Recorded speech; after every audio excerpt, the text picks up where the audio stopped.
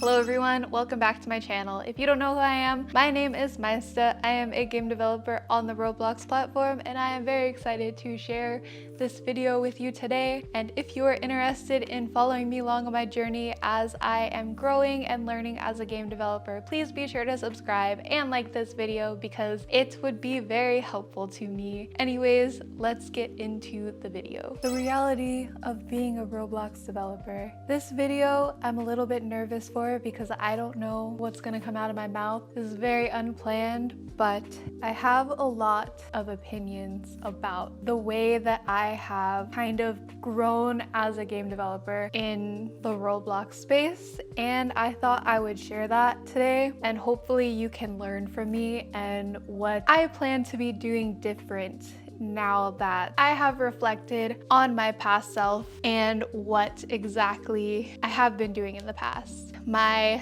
story kind of starts back in 2020 when I suddenly came into a bit of money.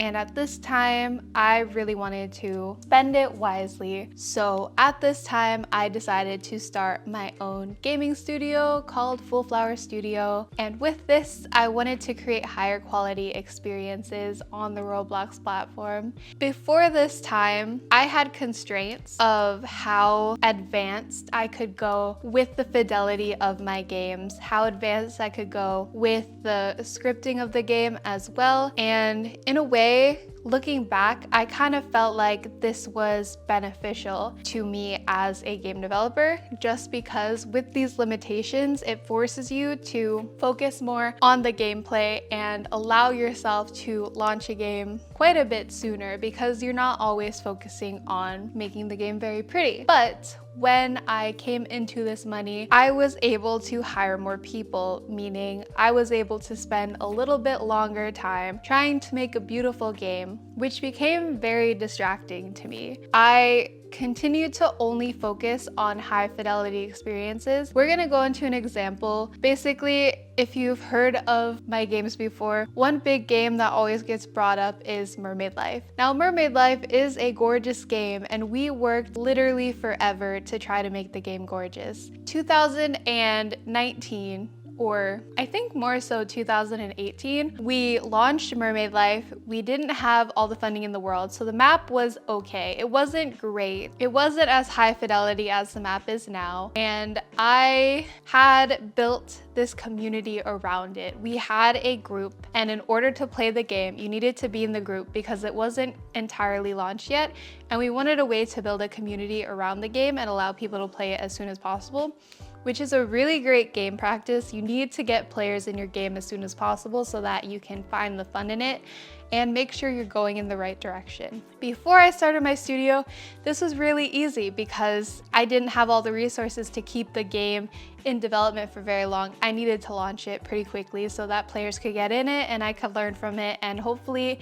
even make some money along the way. My game Mermaid Life was doing very well at this time. I think we had around 500 players playing it, which isn't that much, but for a game that was like closed in group access, I think that's pretty good, and the players really enjoyed the map even though it wasn't high fidelity. They just enjoyed the fact that they could swim around in this underwater kingdom and they could roleplay. There was a castle. It was very open world. It was nice to swim around in, and that was like a really great experience for people.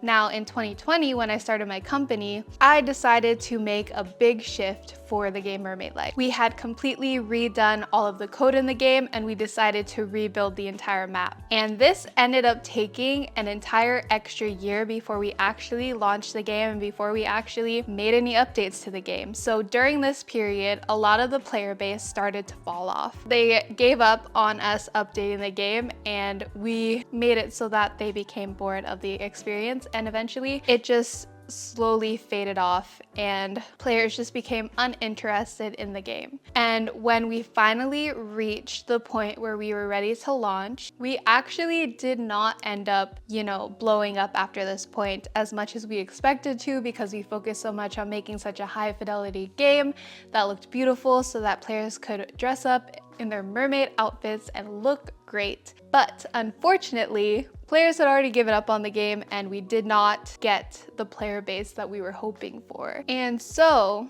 this didn't end here. I did not learn from my mistakes, and I continued to try to work on this game at the level of fidelity that we were trying to produce, spending a lot of money trying to make this amazing game and not getting money back in return. There was a time in development where we had reached around 5,000 players, which was pretty great for the game itself. However, we weren't earning revenue back to support the development that we were putting into the game, which ultimately led to us having to stop the game's production. Now, in Roblox experiences, the players honestly don't really care about how beautiful your map is, how beautiful your UI is. They just care that the gameplay is fun. And I personally have not played video games myself in quite a long time. I had focused primarily on just building out games without really doing much research and making sure that I had knowledge in the experience that I wanted to create and that I actually found the experience fun myself. Now, when I was a kid, I used to really love roleplay experiences on Roblox. I made most of my friends that way, and it was honestly like really fun for me. I even had some ideas of my own to create roleplay experiences at the time that I thought would have been really great as somebody who was a continuous role player in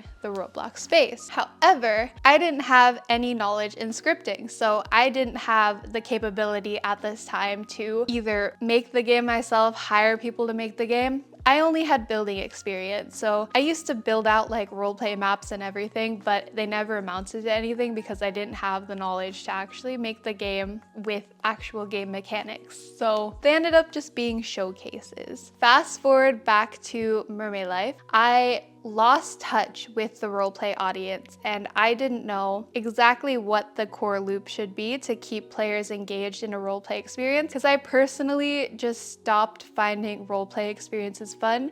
I honestly stopped finding playing video games fun at this point. It was quite difficult for me at this time to find the motivation and the energy to be able to create a really great roleplay experience on the Roblox platform. And this continued to happen because while roleplay experiences are like low barrier to entry, you don't need to come up with complex mechanics. You need to understand the roleplay space and what exactly players are going to enjoy at the time. And towards 2021, 2022, a lot of cool roleplay experiences started coming out. Like, I can't recall their names, but I will share them on the screen. They're basically like Brookhaven is one of them, and I think Brookhaven was a really great roleplay game that showed up. And one thing that was really great about it was they kind of just gave you all the content up front. They gave you lots of houses to just plop up in your space. They didn't even need you to like build anything or need to be creative in any way to like make these really great houses that you could roleplay in. They gave you all the cars you wanted. They gave you a lot of different shops and places to roleplay with people. And they were just very engaging experiences for the roleplay audience because you could hop in and you could start roleplaying. And I thought this was a really great idea. However, I had already dug myself into a deep hole of a heavily monetized experience where you needed to pay in order to really enjoy the roleplay experience. And I think this ultimately led to the downfall of the roleplay experiences that I have created. And it's just not necessarily the genre that I enjoy anymore. So now that I have finally come to this realization that I want to pivot in the experiences that I'm creating on Roblox, I am taking a step back from starting projects, new projects, and just playing games and figuring out what exactly I want to do with my time. In this age, after I've been making games for 11 years, I have realized that I need to take my time and figure out exactly where I want to go now as a game developer, because I've been very distracted by just trying to work on the same two games for several years, and I'm just not happy with the knowledge that I've gained so far. While I have found some success, like both of my games have 50 million visits in it, and we have a group for Mermaid Life that has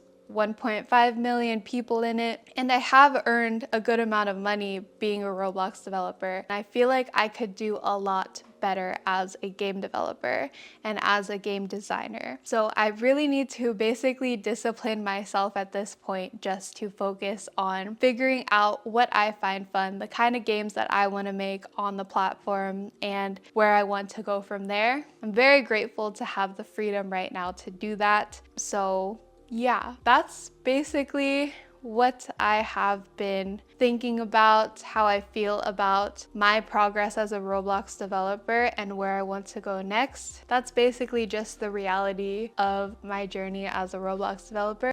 I'm not discrediting all of the work that I've done over the years, but I just feel like I could do even more, and I'm very motivated to do more. So I hope this video might have helped you in any way. It definitely feels good to be able to share this information because I've been holding it in for a very long time, and I just want to get started on my new journey of game development because I do love being a game developer. I just think that I lost my passion at some point for the games that I was creating because I wasn't creating the games for me. I was creating the games for other people and for the wrong reasons. And you need to be passionate about what you are creating, because if you're not passionate, you're probably not going to make a great game. So the moral of the story is figure out what you love, make things that you love, because game development is risky. You might not make any money anyways, so you might as well focus on making things that you are good at making. And also, make sure you release things a lot faster than I have. I have spent years and many months trying to launch experiences, and I just never really learned anything from those experiences because some of them honestly never even were released. Hopefully this video was helpful to you. And if it was, please leave a comment below and let me know. And if you want to see other things, please let me know what you want to see. And don't forget to subscribe because it would really help my YouTube channel, and like this video if you enjoyed it. Thank you for watching, and bye.